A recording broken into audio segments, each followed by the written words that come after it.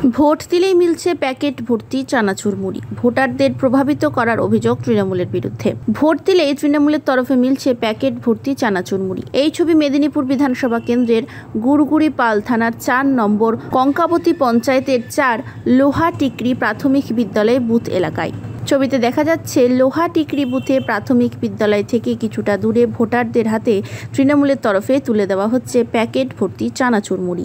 তা নিয়ে বাড়ি ফিরে যাচ্ছেন ভোটাররা। অবশ্য তৃণমূল কর্মীরা সংবাদ মাধ্যমের সামনে তা অস্বীকার করেছেন।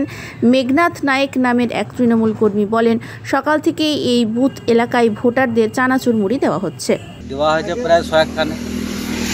কি কি আইটেম রেখেছিল? ওই তো ছলা এনেছিলাম, ছলা শেষ হয়েছে, চানাচুর এনেছি। কাদের পক্ষ থেকে করা হয়েছে?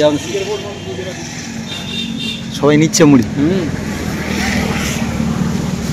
এটা কোন জায়গা? লোহাটিকরি লোহাটিকরি বুথ। হ্যাঁ।